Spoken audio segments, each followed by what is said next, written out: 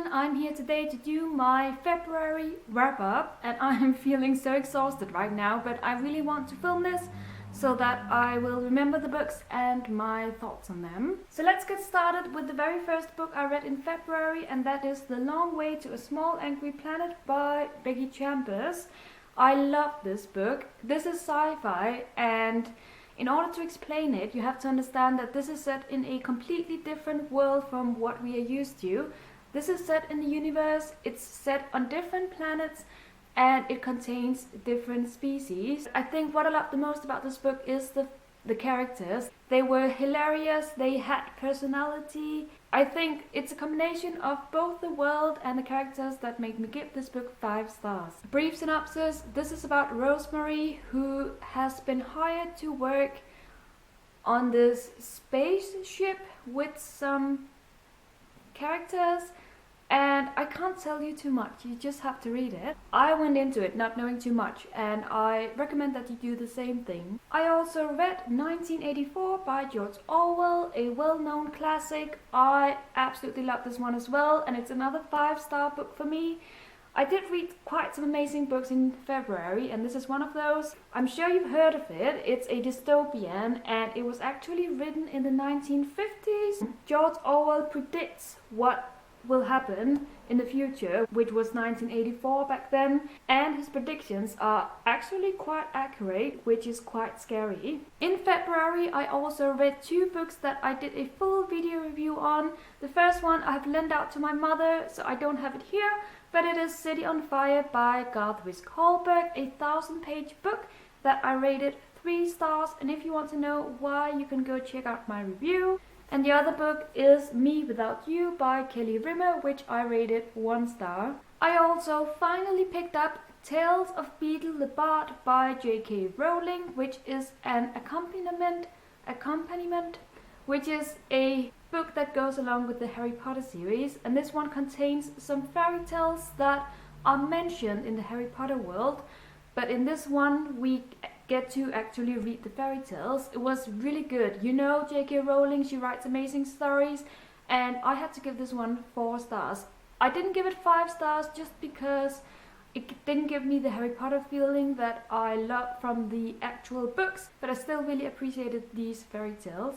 It's Not Me, It's You by Mahari McFarlane, which is a chick lit novel about a woman called Delia who goes through some troubles, which is often the case in chick lit. I wasn't hugely impressed by the story. I still gave it 3 out of 5 stars because it was definitely worth a read.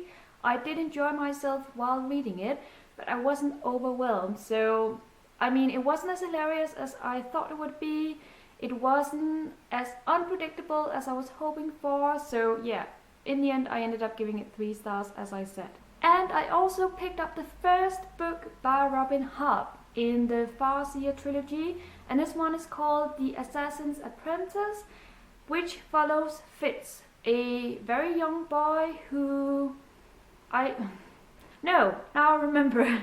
He's the bastard son of the king, and that means that he cannot be treated as well as an actual prince, obviously. So he grows up in this village and he deals with some struggles, which is normal in any book that you read. It was a good read. I really liked Fitz and I felt for him, and I thought that this was a great introduction to this new fantasy world, which contains so many books, and therefore I gave this one 4 out of 5 stars. Now we have it. Gone with the Wind by Margaret Mitchell. I managed to read all of these pages in about 2 weeks while reading other books in between, so it wasn't too bad. I really enjoyed myself while reading this one. Obviously, it's a great classic, it's a love story. I will say though that I ended up giving it 4 out of 5 stars. I did love the main character because she is very stubborn and very selfish and annoying at times, most of the time actually. But I did feel like sometimes it became too much. She didn't appear believable to me all the time. And also I felt like the story was a tiny little bit too long for my taste, but I still really loved it, and I do see why it has become so many people's favorite book. It has this amazing ending which I didn't see coming because I'd totally forgotten it. So it was good, I liked it, 4 stars, and it's definitely worth the read. Which brings me to the very last book I read in February, and that is Sense and Sensibility by Jane Austen. I now have 1 book left by Jane Austen which I haven't read, and that is Mansfield Park. Once I've read that one, I plan on doing a video in which I talk about reading Jane Austen and what she's like, what her books are like, and what my overall thoughts are on her books.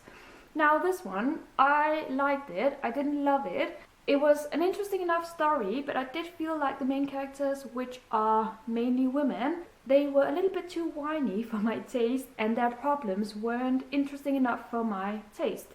So I ended up giving this one 3 stars. It is still a good book because Jane Austen certainly knows how to write, and she makes these problems interesting enough to read about.